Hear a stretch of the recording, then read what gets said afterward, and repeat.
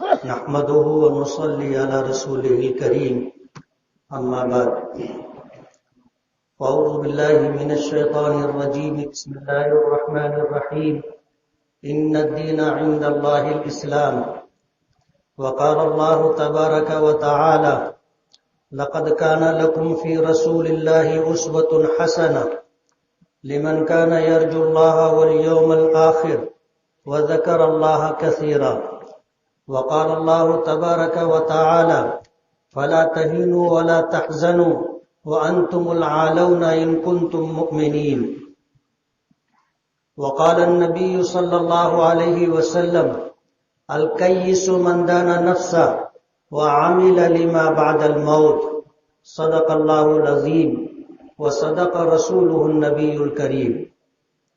بزرگان محترم اور عزیز دوستو، عید الفطر کا دن ہے۔ آج کا یہ دن ہم عید کے طور پر مناتے ہیں۔ عید الفطر عربی زبان کا لفظ ہے۔ عید دراصل عود سے بنا ہے۔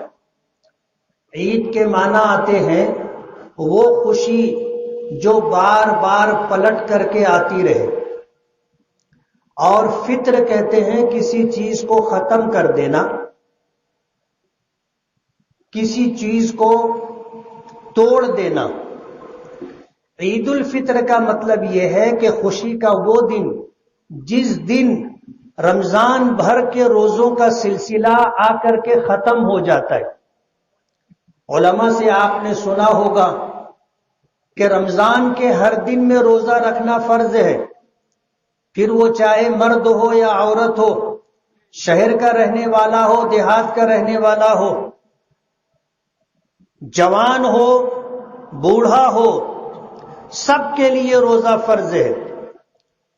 اور اگر کسی شخص نے رمضان کا روزہ جان بوجھ کر کے چھوڑ دیا تو عید کے بعد ایک روزہ رکھنے سے رمضان کے چھوڑے ہوئے روزے کی قضا تو ہو جائے گی، لیکن رمضان المبارک میں جو روزہ رکھنے سے اجر و ثواب ملتا ہے، اگر کوئی شخص اس روزے کے اجر و ثواب کو حاصل کرنے کے لیے زندگی بھر بھی روزہ رکھے تو رمضان کے روزے کا اجر و ثواب نہیں پا سکتا۔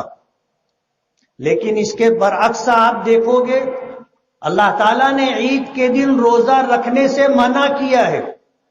ہمارے آقا جناب رسول اللہ صلی اللہ علیہ وسلم نے عید کے متعلق فرمایا کہ ہوا یوم اکل و شرب و بیعال، کہ یہ دن کھانے پینے اور اپنی جائز خواہشات نفسانی کے پورا کرنے کا دن۔ روزے کے بالکل برعکس ہمیں عید کے دن حکم دیا گیا ہے، اسی لیے عید کے دن روزہ رکھنا حرام ہے۔ روزہ کہتے ہیں صبح صادق سے لے کر کے سورج غروب ہونے تک آدمی کھانے سے رکا رہے، پینے سے رکا رہے اور اپنی بیوی سے قربت کرنے سے رکا رہے، یعنی شریعت میں ان تین چیزوں سے رکنے کے نام کو روزہ قرار دیا ہے۔ اور اس کے برعکس عید کا دن کھانے کا دن ہے، عید کا دن پینے کا دن ہے، اور عید کا دن اپنی جائز خواہش کو پورا کرنے کا دن۔ نبی کریم صلی اللہ علیہ وسلم جس وقت ہجرت کر کے مکہ مکرمہ سے چلے تھے اور مدینہ منورہ پہنچے تھے، تو مدینہ منورہ پہنچنے کے بعد آپ نے وہاں پر قبیلہ اوس اور خزرج کے لوگوں کو دیکھا تھا کہ وہ سال میں 2 دن خوشیاں مناتے تھے، اور ان دنوں کے اندر ان کے لیے جو خوشیاں منانے کا طریقہ تھا زمانہ جاہلیت سے چلا آ رہا تھا، شراب پینا، ناچنا، گانا اور اس طرح کے شور و غل اور ہول ہپاڑے کے ساتھ وہ دن منائے جاتے تھے۔ سرکار دو عالم صلی اللہ علیہ وسلم نے ان سے پوچھا کہ تم جو خوشیاں مناتے ہو اور خوشیوں کا جو طور طریقہ تم نے اختیار کر رکھا ہے، اس کا بیک گراؤنڈ کیا ہے، اس کا پس منظر کیا ہے؟ تو وہ کہنے ان کے پاس کوئی معقول جواب نہیں تھا۔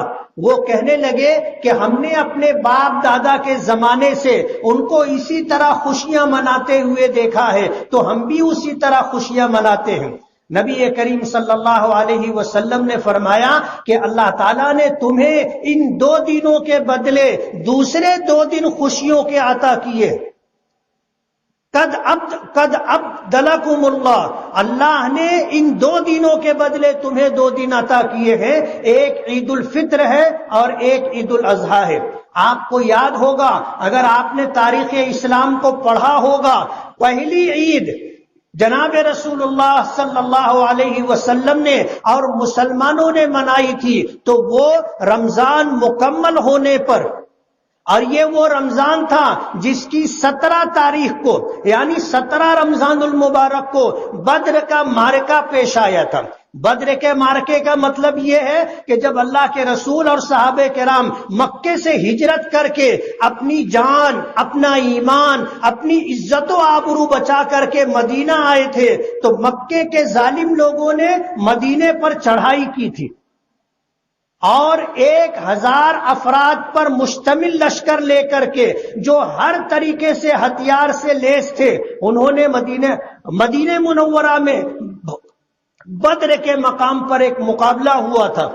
اور پس منظر یہ ہے کہ ان لوگوں نے مکے سے چل کر کے سرمایہ جمع کر کے، سرمایہ اکٹھا کر کے یہ پروگرام بنایا تھا کہ اسلام اور مسلمانوں کو صفحہ ہستی سے مٹا دیا جائے گا، اسلام اور مسلمانوں کو ختم کر دیا جائے گا۔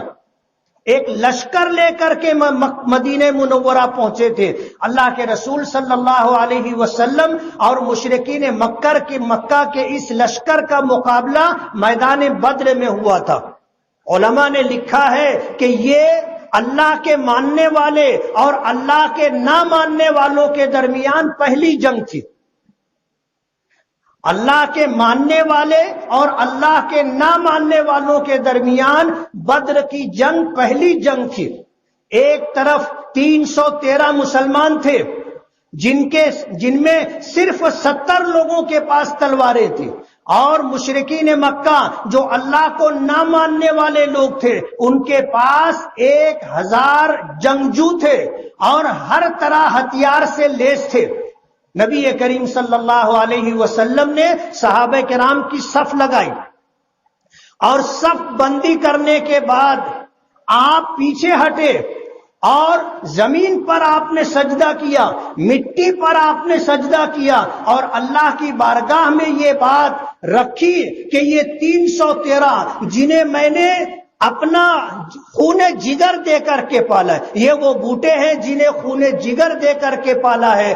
آج اگر اس میدان کے اندر یہ 313 کام آ جاتے ہیں، شہید ہو جاتے ہیں، تو پھر قیامت تک تیری وحدانیت کا، تیری ربوبیت کا اور تیری الوہیت کا اور میری رسالت کا اقرار کرنے والا کوئی نہیں ہوگا۔ جگر کا خون دے دے کر یہ بوٹے میں نے پالے ہیں، یہ انگلیوں پر گنے تو جا سکتے ہیں، لیکن روئے زمین پر آج یہ سب سے قیمتی سرمایہ ہے۔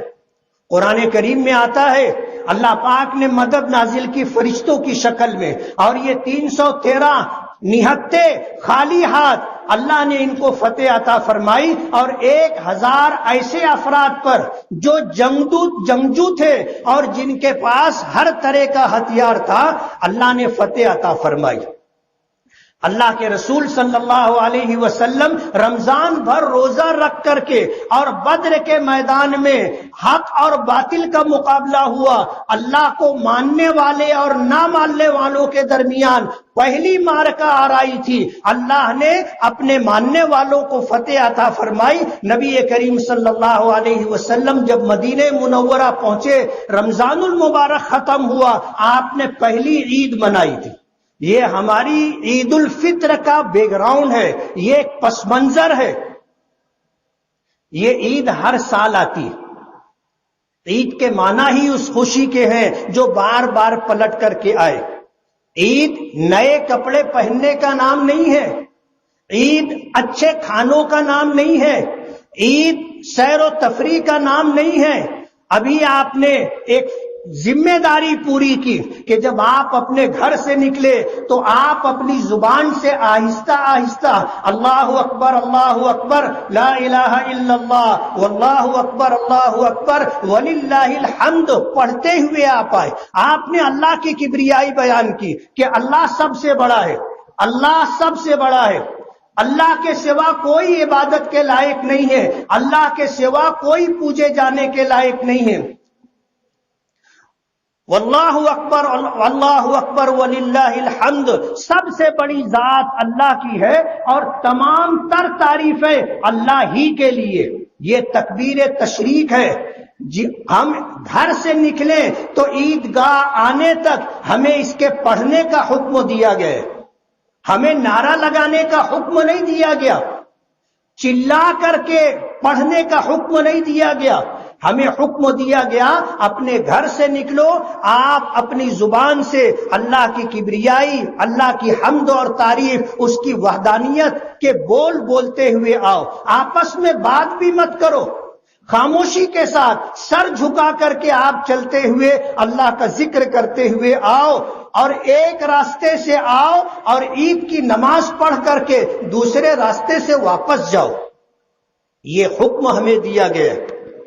تو صرف نئے کپڑوں کے پہننے کا نام عید نہیں ہے، اچھے اچھے کھانوں کا کھانے کا نام عید نہیں ہے، شور شرابہ کرنے کا نام عید نہیں ہے، سیر و تفریح کا نام عید نہیں ہے، بلکہ جس نے رمضان بھر روزے رکھے ہیں اس کے لیے عید ہے، جس نے مہینے بھر تراویح کا اہتمام کیا ہے اس کے لیے عید ہے، جس نے غریبوں کے ساتھ ہمدردی کی، اپنے مال کی زکوٰۃ ادا کی اور صدقہ فطر غریبوں میں تقسیم کیا، ان کے لیے عید ہے. ہم نے رمضان بھر روزے رکھے، رمضان مکمل ہو گیا، گزری ہوئی رات انعام کی رات تھی جسے لیلۃ الجائزہ کہتے ہیں. جب نبی کریم صلی اللہ علیہ وسلم نے لیلۃ الجائزہ کے متعلق ارشاد فرمایا تو صحابہ کرام کہنے لگے کہ اللہ کے رسول، یہ شب قدر سے متعلق بات ہے. فرمایا نہیں، رمضان میں لوگوں نے روزے رکھے، تراویح پڑھی، ان کو جو اجر و ثواب دینا تھا اللہ نے دے دیا. یہ انعام تو ختم رمضان کا ہے. اللہ پاک فرشتوں سے پوچھتے ہیں کہ اس مزدور کی کیا مزدوری ہوگی، اس کی کیا اجرت ہوگی جس نے اپنا کام پورا کر دیا، اپنی ذمہ داری پوری کر دی. تو فرشتے کہتے ہیں کہ اللہ ایسے مزدور کو اس کی مزدوری پوری دینی چاہیے. اللہ پاک فرماتے ہیں کہ تم گواہ رہو، میں نے ان کو پورا اجر دیا اور ان کی مغفرت کر دی.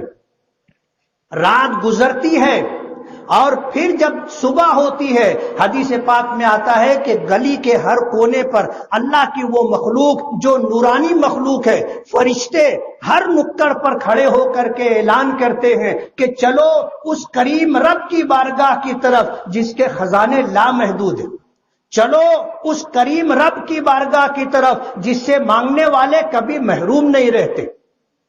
آج ہم جب آئے ہیں، اللہ پاک نے قسم کھائی ہے کہ اللہ فرماتے ہیں مجھے میرے جلال کی قسم، میری عزت کی قسم، میرے علو مرتبہ اور میری شان کی قسم، رمضان بھر روزہ اور تراویح پڑھ کر کے جو لوگ عیدگاہ میں عید کی نماز پڑھنے کے لیے آتے ہیں، وہ اپنی دنیا کے لیے جو مانگیں گے، آخرت کے لیے جو مانگیں گے وہ میں عطا کروں گا. اپنی دنیا کے لیے جو مانگیں گے میں ان کی مصلحتوں کو دیکھوں گا. اگر مانگی ہوئی چیزیں دینا ان کے حق میں بہتر ہوگا تو میں انہیں مانگی ہوئی مراد عطا کروں گا، ورنہ اس کے بدلے میں اس سے بہتر چیز عطا کروں گا. آج اس جگہ جب ہم نماز کے لیے آئے ہیں تو آپ اس بات کا یقین رکھیے کہ یہاں جو دعا آپ مانگو گے اللہ پاک قبول کریں گے. کیوں؟ اللہ نے قسم کھائی ہے کہ مجھے میری عزت، میرے جلال، میرے بلندی مرتبہ کی قسم کہ میرے یہ بندے مجھ سے جو مانگیں گے میں عطا کروں گا. یہ دعا کی قبولیت کا مقام. ہم عید کی نماز کے لیے آئے ہیں، ہم سجدہ شکر ادا کریں گے.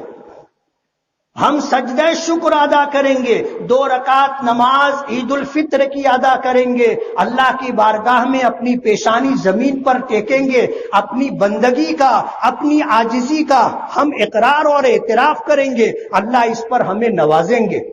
تو عید تو ان کے لیے ہے جنہوں نے رمضان بھر روزے رکھے، جنہوں نے تراویح کا اہتمام کیا، جنہوں نے اپنے مالوں کی پوری زکات نکالی، جنہوں نے صدقہ فطر دے کر کے غریبوں کو بھی اپنی خوشیوں میں شریک کیا۔ عید ان کے لیے۔ آج جس طرح کے حالات پورے ملک میں، پورے بھارت میں، جس آدمی کو جتنی زیادہ جانکاری ہے، جتنی زیادہ خبر ہے، وہ اتنا زیادہ بے چین اور پریشان ہے۔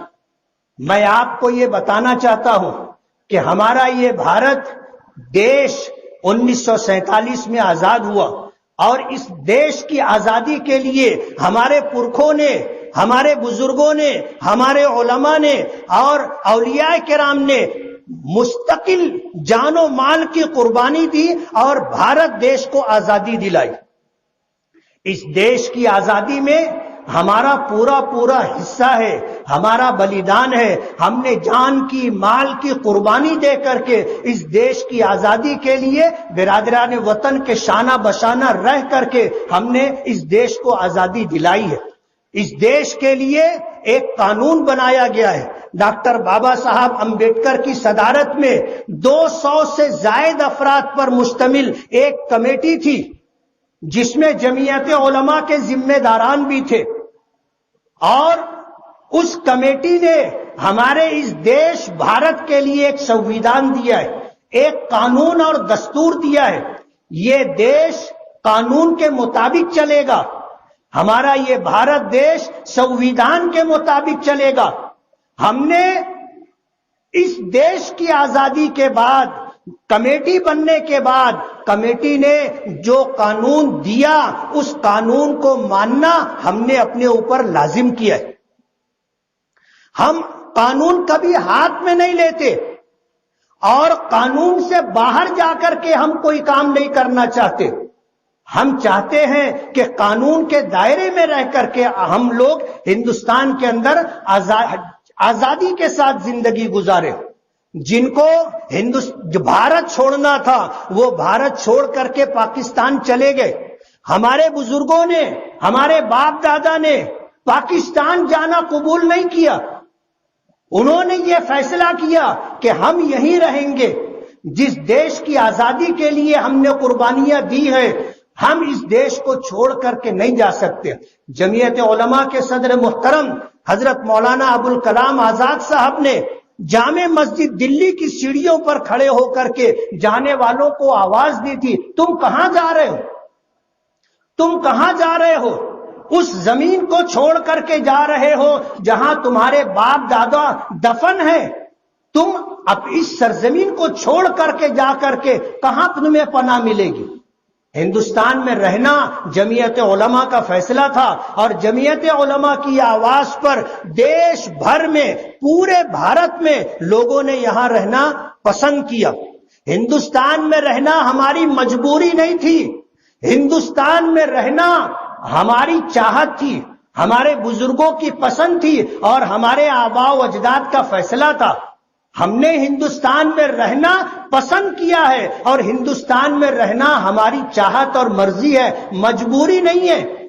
میں آج اس بھارت دیش کے اندر جو لوگ فرقہ پرستی کی بات کرتے ہیں، جو لوگ بھید بھاؤ کی بات کرتے ہیں، جو لوگ مختلف دھرم کے ماننے والے اور سماج کے مختلف طبقات کے درمیان لڑائی جھگڑا ڈال کر کے حکومت کرنا چاہتے ہیں، یہ تھوڑے سے لوگ ہیں، یہ تھوڑے سے لوگ ہیں۔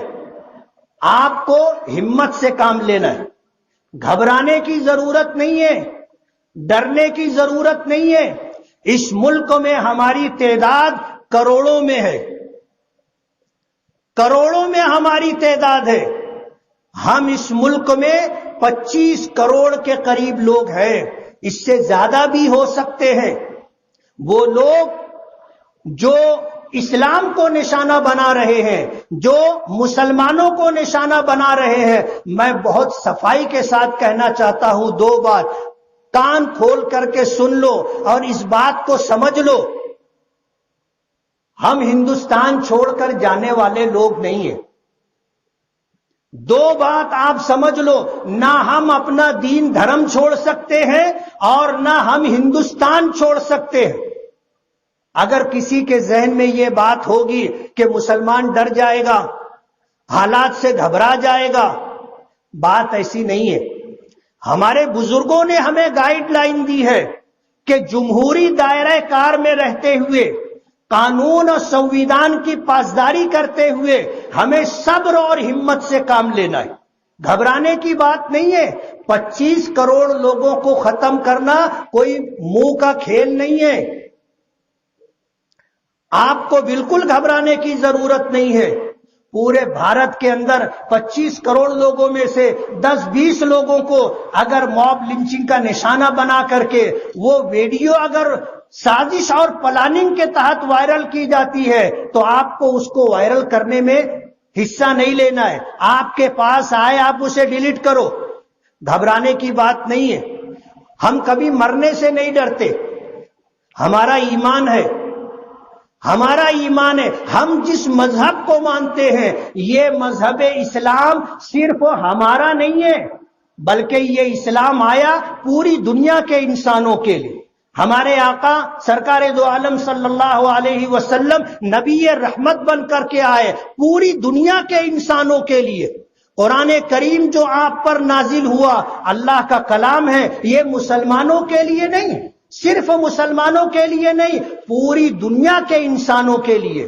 میں آج اپنے ہندو بھائیوں سے اور برادران وطن سے اور بھارت بھر کے رہنے والے لوگوں کے پاس اپنا یہ میسج دینا چاہتا ہوں کہ ہم سے یہ غلطی ہوئی ہے، ہم مسلمانوں سے یہ کوتاہی ہوئی ہے کہ ہم نے اسلام کو اپنا دھرم سمجھا، قرآن کریم کو اپنا سمجھا، اور یہ اللہ کے نبی صلی اللہ علیہ وسلم کو صرف اپنا نبی سمجھا۔ نہیں، اللہ کے نبی پوری دنیا انسانیت کے لیے نبی ہے، قرآن کریم پوری دنیا انسانیت کے لیے اللہ کا کلام ہے، اور مذہب اسلام پوری دنیا انسانیت کے لیے۔ قرآن کریم میں چند مقامات پر مسلمانوں کو خطاب کیا گیا کہ یا ایھا الذین آمنو، لیکن 5000 سے زائد مقامات پر اللہ پاک نے پوری دنیا کے انسانوں کو خطاب کیا ہے، جس میں پوری دنیا کے انسان ہیں، پھر اس میں مسلمان بھی ہے، ہندو بھی ہے، سکھ بھی ہے، پارسی بھی ہے، مجوسی بھی ہے، کرسچن بھی ہے، یہودی بھی ہیں، پوری دنیا والوں کے لیے یہ اللہ کا کلام ہے اور سب کو خطاب کیا گیا۔ اللہ ہمیں معاف کرے، ہم عید کے اس موقع پر اللہ سے معافی کے طلبگار ہیں۔ ہم سے کوتاہی ہوئی کہ ہم نے اپنے دوسرے بھائیوں تک اس پیغام کو پہنچایا نہیں۔ یہ ہماری ذمہ داری تھی کہ اللہ کا یہ کلام اور اللہ کا یہ دین پوری دنیا کے انسانوں تک پہنچاتے، ہم نے اس کو سمیٹ کر کے رکھا، ہم نے اسے لوگوں تک پہنچایا نہیں۔ آج ہماری غلط فہمی اور کوتاہی کی وجہ سے سامنے والے ہمارے بھائیوں کو غلط فہمی ہو گئی، وہ بھی یہ سمجھنے لگے کہ اسلام صرف مسلمانوں کا دھرم۔ بات ایسی نہیں ہے، یہ اللہ کا بھیجا ہوا دین اور دھرم ہے، اور تمام دنیا کے انسانوں کے لیے ہے۔ اللہ پاک نے قرآن کریم میں پوری دنیا کے انسانوں کو خطاب کیا ہے۔ اس لیے ہم سے کوتاہی ضرور ہوئی ہے، اللہ ہمیں معاف کرے۔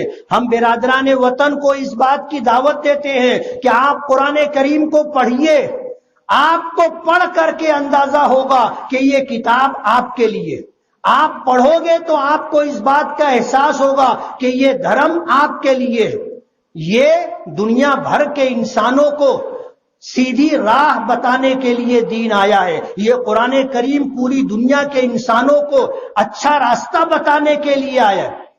ان ھذا القرآن یہدی للتی ہی اقوم، کہ یہ قرآن کریم پوری دنیا کے انسانوں کو راہ ہدایت دکھاتا ہے۔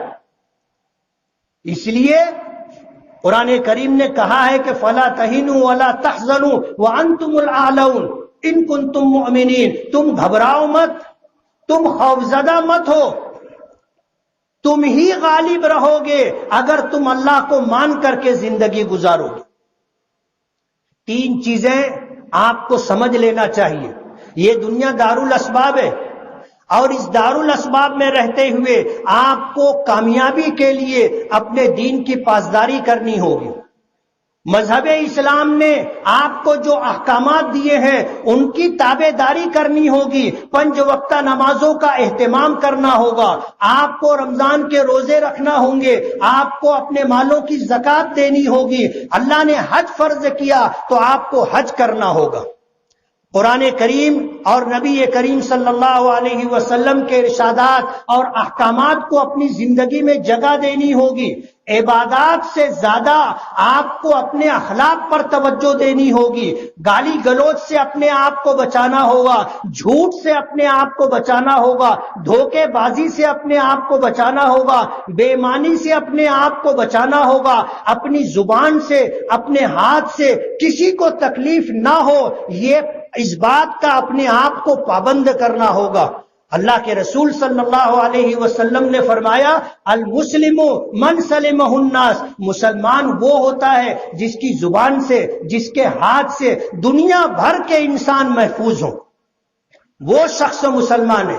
آپ کو سچا پکا مسلمان بن کر کے زندگی گزارنا ہوگا۔ ایک بات تو یہ، دوسری بات یہ، آپ کو تعلیم کے میدان میں ایجوکیشن لائن سے اپنا تشخص ثابت کرنا ہوگا۔ اللہ کا بہت بڑا احسان ہے، مالیگاؤں میں ہر فیلڈ کے اندر ایجوکیشن لائن سے لوگوں نے ڈگریاں حاصل کی، اور بھارت میں اور بھارت سے باہر جا کر کے آج وہ لوگ اپنا لوہا منوا رہے۔ تعلیمی لائن سے ہمیں توجہ دینی ہوگی۔ آپ آدھا پیٹ کھاؤ، آپ بجائے 10 جوڑا کپڑے بنانے کے 2-3 جوڑے پر اکتفا کرو۔ آپ فضول خرچی اور اسراف سے اپنے آپ کو بچا کر اپنا کمایا ہوا سرمایہ اپنے بچوں کی تعلیم پر خرچ کرو۔ اگر آپ کے پاس تعلیم ہوگی، آپ کو ترقی سے کوئی نہیں روک سکے گا، آپ کو آگے جانے سے کوئی نہیں روک سکے گا۔ آپ کو اپنے اندر تعلیمی بیداری لا کر کے، آپ کو اپنے بچوں کو تعلیم سے آراستہ و پیراستہ کر کے انہیں اپنے پیروں پر کھڑا کرنا ہوگا۔ ہم جب پڑھ لکھ کر کے سماج میں اپنا وجود ثابت کریں گے تب دنیا ہم کو مانے گی۔ تیسری چیز، معاشی لائن سے، کاروباری لائن سے اپنے آپ کو مستحکم اور مضبوط کرنا ہوگا۔ غریبی 17 قسم کے عیب اپنے ساتھ لاتی ہے۔ اللہ کے رسول صلی اللہ علیہ وسلم نے فرمایا کاد الفقر ان یکون کفرا، محتاجگی اور غریبی آدمی کو کفر تک پہنچا دیتی ہے۔ اس لیے آپ معاشی طور پر مضبوط بنیے، کمانے کے ساتھ ساتھ اپنا مال محفوظ رہے، بچا رہے، اس کے لیے آپ کو کوشش کرنی ہوگی، آپ کو سرمایہ جمع کرنا ہوگا۔ آپ کے پاس پیسے ہوں گے، آپ 10 غریب لوگوں کے آنسو پوچھ سکتے ہیں، اور اگر آپ کے پاس پیسہ نہیں ہے تو آپ کو ہاتھ پھیلا کر کے لوگوں کے سامنے کھڑا ہونا پڑے گا، اپنی ہر ضرورت کے لیے دوسروں کا منہ دیکھنا پڑے گا۔ ہم اس کے دروازے پر جا کر لوگوں سے قرض اور مانگ کر، بھیک مانگ کر کے ہم اپنی ضرورت پوری کریں گے، ایسا نہیں ہونا چاہیے۔ اپنا کمایا ہوا پیسہ آپ سنبھالیے، فضول خرچی سے بچیے، اپنی ضرورت پوری کیجیے۔ شان و شوکت، اور وہ بھی جھوٹی شان و شوکت کے لیے پیسہ پانی کی طرح بہانا، یہ ہماری شریعت کے مزاج کے خلاف ہے۔ اس لیے آپ اپنا پیسہ سنبھال کر کے رکھیے۔ آنے والے دن بظاہر اچھے نظر نہیں آتے، لیکن ہمیں مایوسی نہیں ہے۔ میں آپ کو جو پیغام دینا چاہتا ہوں وہ پیغام یہ ہے کہ کچھ لوگ یہ چاہتے ہیں اس ملک میں کہ ہم ہتھیار اٹھا لیں، کچھ لوگ یہ چاہتے ہیں کہ ہم صبر اور برداشت کا دامن چھوڑ دیں، اور ہم روڈ اور راستے پر آ کر کے ہم وہ کام کریں جس سے ملک میں انارکی پیدا ہو، جس سے فساد ہو، جس سے دنگا ہو۔ ظاہر بات ہے یہ ان کی سازش ہے، ان کا پروگرام ہے. ہمیں اس سے اپنے آپ کو بچانا ہوگا. جہاں کہیں فساد ہوتا ہے آپ دیکھو کتنے لوگوں کا برسوں کا کمایا ہوا سرمایہ ایک دن میں ختم ہو جاتا ہے. فساد ہوتا ہے، فسادی لوگ ٹارگٹ کر کے رکھتے ہیں کہ کس کی دکان لوٹنی ہے، کس کا کارخانہ جلانا ہے، کس کے گوڈاؤن کو آگ لگانی ہے. وہ پہلے سے ٹارگٹ کر کے رکھتے ہیں اور وہ یہ چاہتے ہیں کہ اس طرح کے حالات پیدا ہوں کہ مسلمان جذبات میں آ کر کے بے قابو ہو کر کے روڈ پر آ کر کے ہتھیار اٹھا لے. آپ سمجھ لو ہندوستان کے اندر ہم کثرت میں نہیں ہیں. ہمارا شمار اقلیتوں میں ہوتا ہے، ہمارا شمار مائنرٹیز میں ہوتا ہے. اور جب سے دیش آزاد ہوا اس وقت سے لے کر باقاعدہ سازش کے تحت ہمیں زندگی کے ہر شعبے میں پیچھے کرنے کی کوشش کی گئی. سچر کمیشن کی رپورٹ نے اس بات کو ثابت کیا کہ ہندوستان کا مسلمان بھارت کے اندر، ہندوستان کے اندر دلتوں سے زیادہ پسماندہ ہے.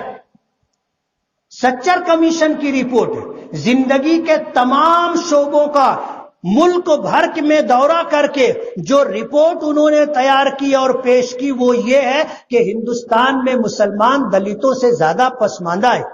ہم اقلیت میں ہیں، ہمارے پاس طاقت نہیں ہے، ہمارے پاس سرمایہ اور دولت نہیں ہے. آج اس پوزیشن میں ملک میں کچھ فرقہ پرست لوگ چاہتے ہیں کہ ہم جذبات میں آ کر کے صبر اور برداشت کو چھوڑ کر کے ہم ہتھیار اٹھا لیں. میں آپ کو یہ پیغام دینا چاہتا ہوں کہ یہ خودکشی ہے، یہ سوسائڈ ہے اور ہم ان کی سازشوں کا شکار نہ ہوں. میں آپ کو بتانا چاہتا ہوں کہ حکومتیں آتی ہیں اور جاتی ہیں، لوگ ایم ایل اے اور ایم پی بنتے ہیں اور گھر جاتے ہیں. ہمیشہ کا اقتدار اللہ رب العالمین کا ہے. حکومتیں ماضی میں کسی اور کی تھی، ان سے پہلے کسی اور کی تھی، آج کسی اور کی ہے اور کل کسی اور کی رہے گی. بڑے بڑے سورما آئے، فرعون، نمرود، قارون، شداد جیسے لوگ آئے جن کے پاس سب کچھ تھا، وہ سب زمین یہ مٹی میں مل گئے، منو مٹی کے نیچے دفن ہے. ان کا انتم سنسکار ہو گیا، بات ختم ہو گئی. کوئی ہمیشہ رہتا نہیں ہے. ایک بات آپ یاد رکھیے تاریخ کی کہ تاریخ اس بات کی گواہ ہے کہ اس زمین پر ظلم کے ساتھ کسی کی حکومت باقی نہیں رہتی، ظلم کے ساتھ کسی کا اقتدار باقی نہیں رہتا. اس دنیا کے بنانے والے نے دنیا کا ایک نظام بنایا ہے اور وہ نظام یہی ہے کہ جو انصاف کرے گا اللہ اسے باقی رکھے گا، جو ظلم کرے گا اللہ اسے ختم کر دے گا. میں یہ پیغام موجودہ حکومت کو دینا چاہتا ہوں، ملک کے وزیر اعظم کو دینا چاہتا ہوں اور یہ بتانا چاہتا ہوں کہ ماضی میں آپ نہیں تھے، آج آپ ہیں.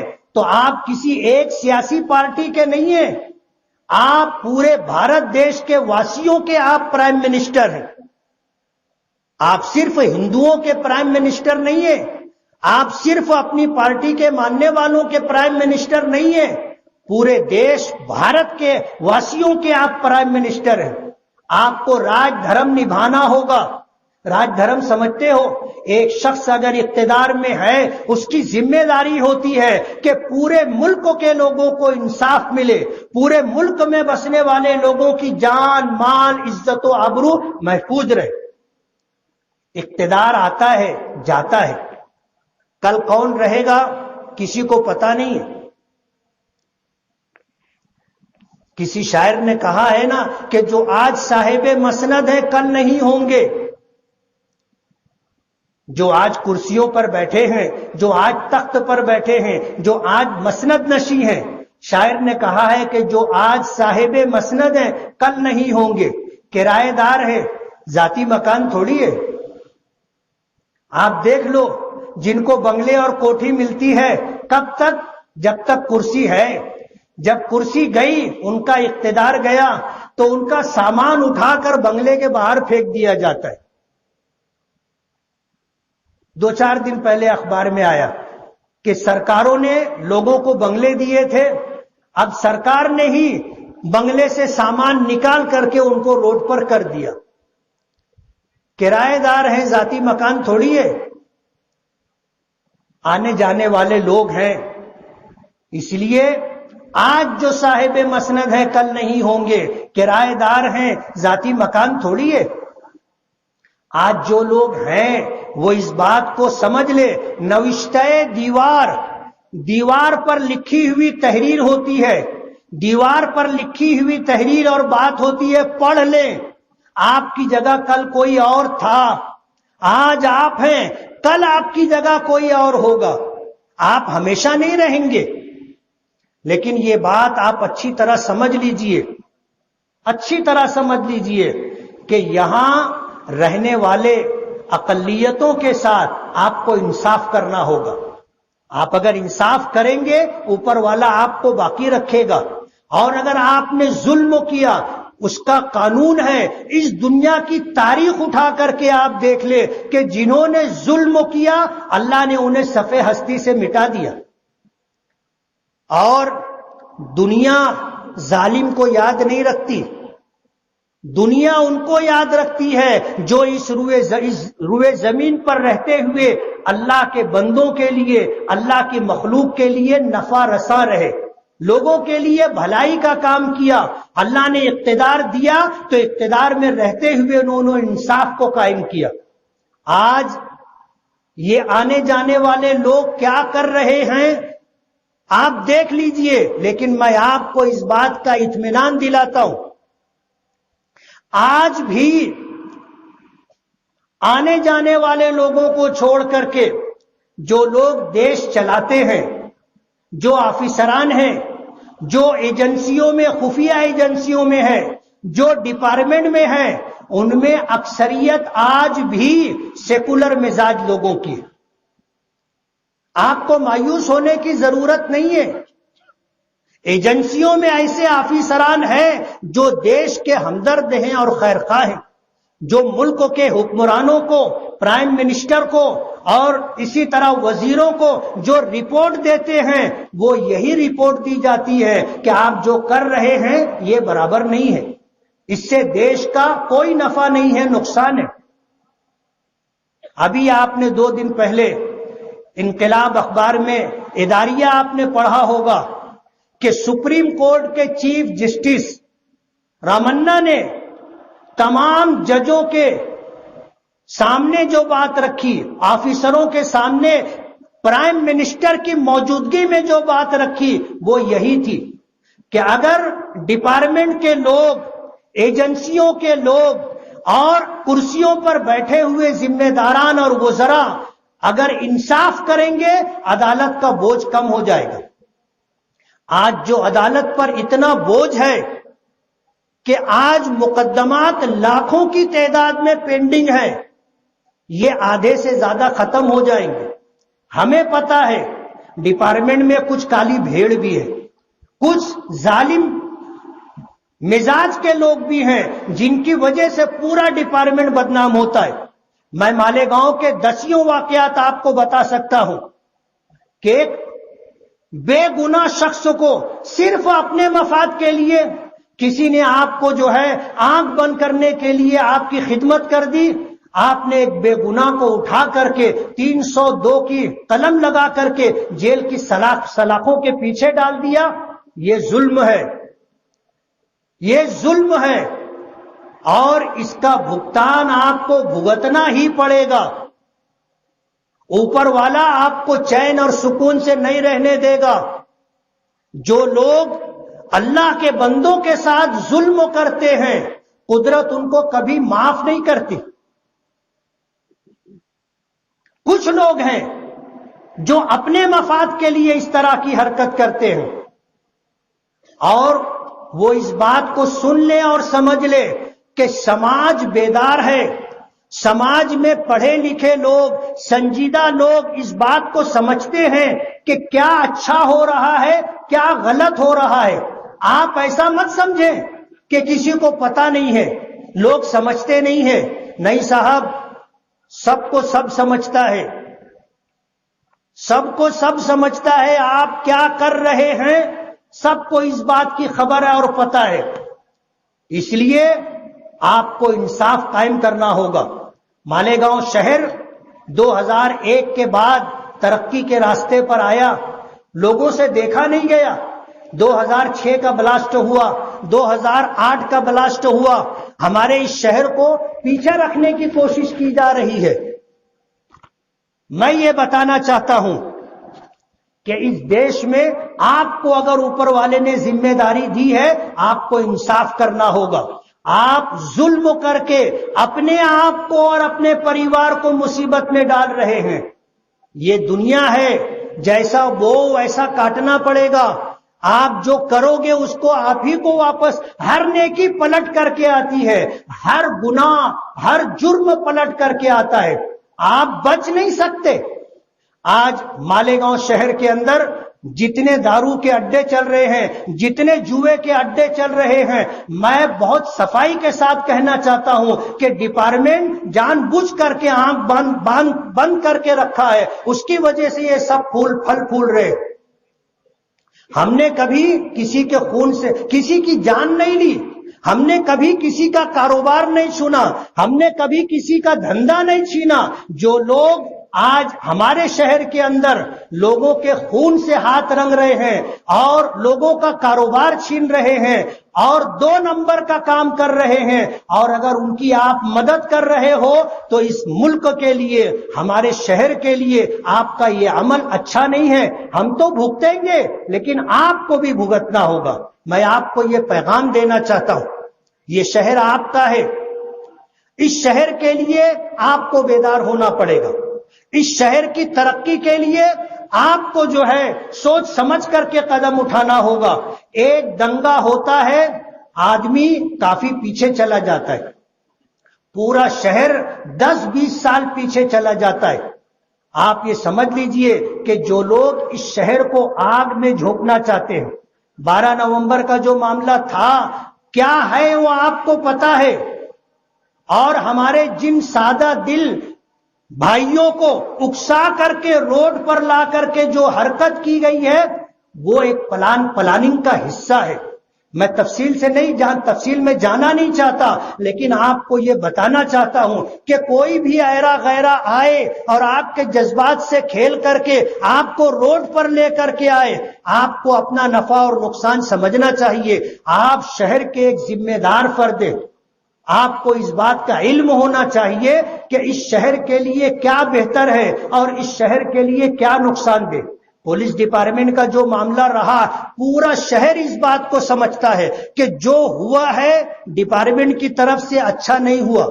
پورا شہر اس بات کو لے کر کے ناراض ہے، ڈپارٹمنٹ اس بات کو نوٹ کر لے۔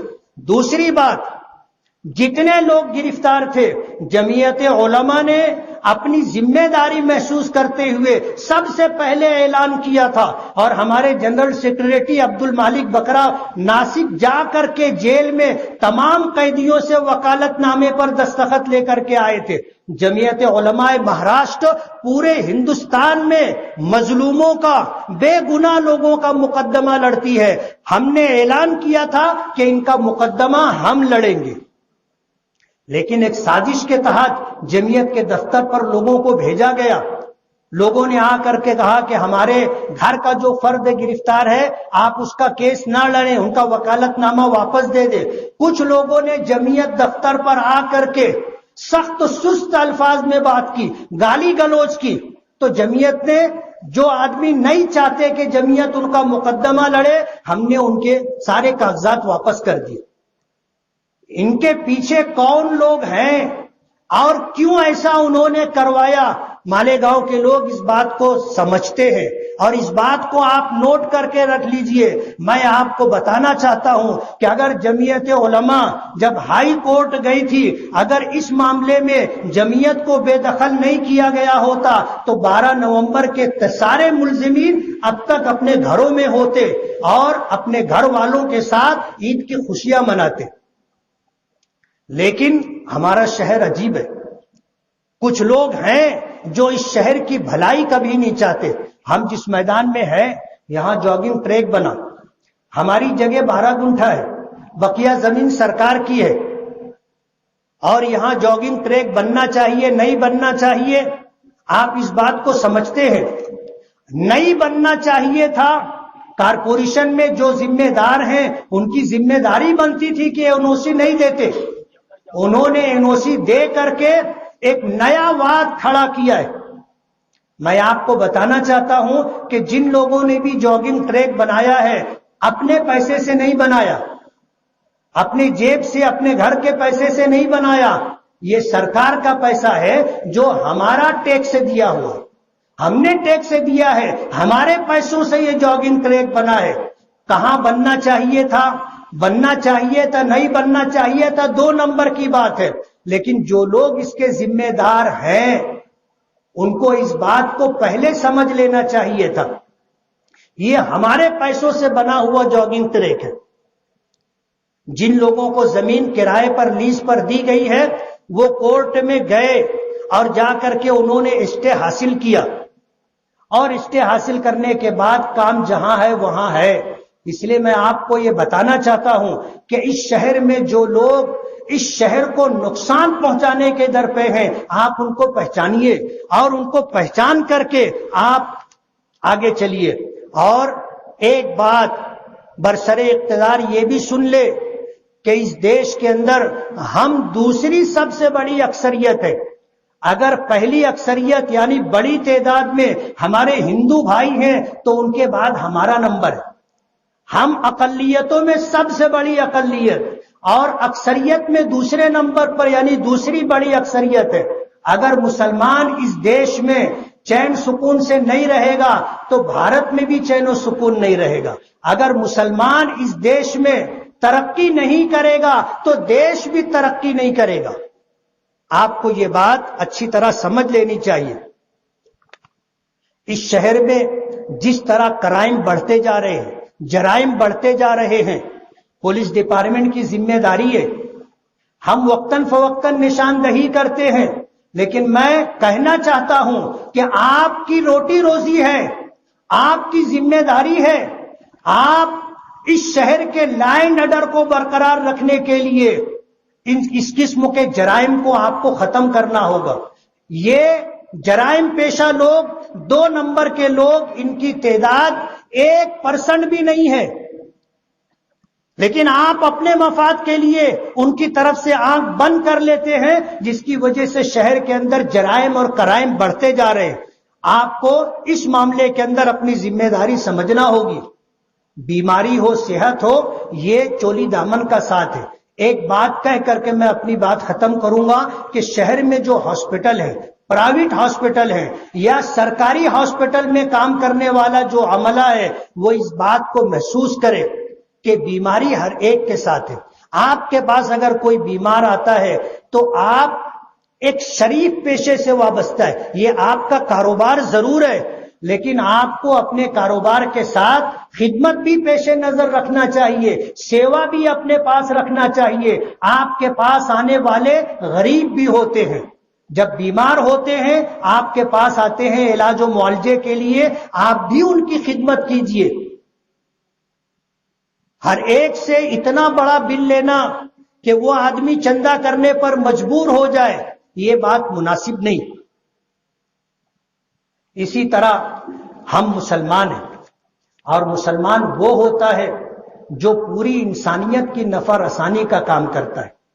आज हमारा नौजवान जिस रास्ते पर जा रहा है, कुत्ता बोली खाता है, जुआ खेलता है, शराब पीता है, जिना करता है, दादागिरी गुंडागर्दी करता है और जेलों में एक बहुत बड़ी तादाद हमारे मुस्लिम नौजवानों की है। ہم کو اپنے گریبان میں بھی سر ڈال کر کے دیکھنا ہوگا. ہم خیر امت ہیں، پوری دنیا کے انسانوں کی بھلائی کے لیے ہمیں پیدا کیا گیا ہے. اگر ہم نے بھلائی کا راستہ چھوڑ کر کے برائی کا راستہ اختیار کیا تو ظاہر بات ہے یہ پورے بھارت دیش کے لیے اور پوری دنیا انسانیت کے لیے بہت نقصان اور خسارے کی بات ہوگی. میں اپنی ان گزارشات کو اس بات پر ختم کرنا چاہتا ہوں کہ ہمیں اپنے دین پر مضبوطی سے قائم رہنا ہے، سماجی طور پر اپنی ذمہ داریوں کو پورا کرنا ہے، اپنے بچوں پر آپ کو نظر رکھنی ہے. ہمیں یہ شکایت ملتی ہے کہ ہماری بچیاں گھروں سے نکلتی ہیں کچھ اور کہہ کر کے اور اپنے بوائے فرینڈ کے ساتھ جو ہے ادھر ادھر اپنا وقت گزارتی ہیں. ہمارے ہندو بھائی بھی ہم کو کہتے. میں سماج کے ذمہ داروں کو، والدین کو، سرپرستوں کو یہ کہنا چاہتا ہوں کہ اپنے بچوں پر آپ نظر رکھو، اپنے بچوں پر آپ نظر رکھو، ان کو اچھے کردار کا مالک بناؤ، اچھے اخلاق کا مالک بناؤ. یہ ہمارا مستقبل ہے. آج یہ بچے ہیں، کل بڑے ہو کر کے یہ سماج کے ذمہ دار بنیں گے. آپ نے اگر ان کی اچھی تربیت کی ہے تو سماج کو اچھے لوگ ملیں گے. اس لیے اولاد اللہ کی نعمت ہے، ایک آزمائش ہے اور امتحان ہے کہ ہم اپنے بچوں کے لیے کیا کرتے. ضرورت اس بات کی ہے کہ اپنے دین پر قائم رہیں. اگر ہم دین پر رہیں گے اللہ کی مدد ہمارے ساتھ ہوگی. نبی کریم صلی اللہ علیہ وسلم کی دعا ہے کہ اللہم انصر من نصر دین محمد صلی اللہ علیہ وسلم. اے اللہ ان کی مدد کرنا جو تیرے نبی محمد صلی اللہ علیہ وسلم کے لائے ہوئے دین کے مددگار ہیں، یعنی خود بھی دین پر عمل کرتے ہیں اور لوگوں کو بھی دین پر عمل کروانے کی کوشش کرتے ہیں. وَخْذُلْ مَنْ خَذَلَ دین محمد صلی اللہ علیہ وسلم. اور حضور کی بددعا ہے کہ انہیں ذلیل اور رسوا کر دے جو تیرے دین کو ذلیل اور رسوا کرتے. آج ہندوستان میں مسلمانوں کو نہیں اسلام کو ختم کرنے کی کوشش کی جا رہی ہے، لیکن ایسا کبھی بھی نہیں ہوگا، ایسا کبھی بھی نہیں ہوگا. مسلمانوں کو ختم، مسلمان صحیح معنوں میں 100% مسلمان نہیں ہے اور ہمارے جیسے مسلمانوں سے ان کا کچھ بگڑنے والا نہیں ہے. ہم اگر اپنے دین پر ثابت قدم رہیں گے، اللہ اس کے رسول کے احکامات کو اپنی زندگی میں جگہ دیں گے تو اللہ کی مدد ہمارے ساتھ ہوگی اور اللہ کی مدد ہمارے ساتھ ہوگی. ہم 100% ایمان پر ہوں گے. اللہ کا وعدہ ہے وَأَنْتُمُ الْأَعْلَوْنَ إِن كُنتُم مُؤْمِنِينَ کہ تم ہی سر بلند رہو گے، غالب رہو گے اگر تم میں ایمان ہے. اللہ تعالی ہمیں عمل کی توفیق عطا فرمائے. وآخر دعوانا ان الحمد للہ رب العالمین. صفحہ سیدھی کر لیں. واپسی کے بارے میں بول دیتے تھوڑا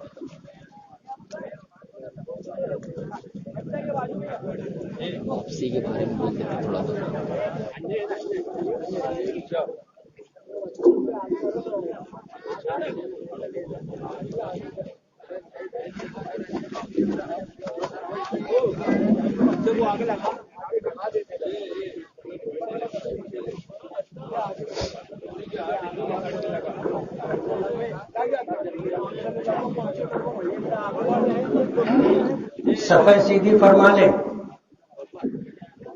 عید کی نماز عام نمازوں سے ذرا سا مختلف ہے. کیسے نماز پڑھی جائے گی آپ توجہ سے بات سن لیں.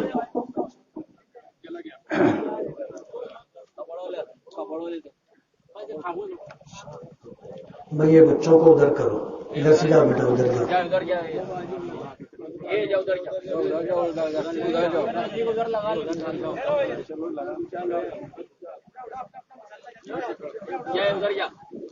نماز عید الفطر واجب ہے. عام نمازوں سے ہٹ کر کے اس میں 6 زائد تکبیریں کہی جاتی. نیت کریں گے کہ نیت کرتا ہوں میں 2 رکعت نماز واجب عید الفطر ادا کرنے کی. واسطے اللہ کے پیچھے اس امام کے منہ میرا کعبہ شریف کی طرف. امام تکبیر تحریمہ کہے گا، آپ بھی اللہ اکبر کہہ کر کے ہاتھ باندھ لیں اور ثنا پڑھیں. ثنا پڑھ لینے کے بعد 3 زائد تکبیر ہوگی. 3 زائد تکبیر ہوگی. پہلی تکبیر کہتے ہوئے ہاتھ کو کانوں تک اٹھا کر کے چھوڑ دیں گے، باندھیں گے نہیں. دوسری تکبیر ہاتھ کانوں تک اٹھا کر کے چھوڑ دیں گے، باندھیں گے نہیں. اور تیسری تکبیر کہہ کر کے ہاتھ باندھ لیں گے. پھر امام سورہ فاتحہ پڑھے گا، کوئی سورت پڑھے گا، رکوع سجدہ کرے گا، اور اس کے بعد دوسری رکعت کے لیے کھڑا ہوگا. جب وہ دوسری رکعت کے لیے کھڑا ہو جائے تو وہ سورہ فاتحہ اور سورت پڑھے گا، اور رکوع میں جانے سے پہلے 3 زائد تکبیریں کہی جائیں گی. 3 زائد تکبیریں کہی جائیں گی، اور ہر مرتبہ ہاتھ کو کانوں تک اٹھا کر کے چھوڑ دیا جائے گا. چوتھی تکبیر رکوع میں جانے کے لیے ہوگی، جس میں ہاتھ کو کانوں تک اٹھایا نہیں جائے گا، صرف اللہ اکبر کہتے ہوئے رکوع میں چلے جائیں گے. نماز ہوگی، دعا ہوگی، اس کے بعد خطبہ ہوگا. نماز ختم ہونے کے بعد مسنون طریقہ یہ ہے کہ ہم جس راستے سے آئے ہیں دوسرے راستے سے واپس جائیں اور تکبیر تشریق پڑھتے ہوئے جائیں. جس طرح ہم تکبیر تشریق پڑھتے ہوئے آئے تھے، ہماری ذات سے، ہمارے کسی عمل سے، کسی فعل سے کسی کا کوئی نقصان نہیں ہونا چاہیے. ہم جس طرح سنجیدگی اور وقار کے ساتھ آئے ہیں اسی طرح سنجیدگی اور وقار کے ساتھ واپس ہوں. کسی کو ہماری ذات سے تکلیف نہیں ہونی چاہیے. یہ مسلمان کی شان کے خلاف ہے. مسلمان وہ ہے جس کی زبان سے، جس کے ہاتھ سے پوری دنیا انسانیت محفوظ رہے. نماز شروع کی جا رہی ہے.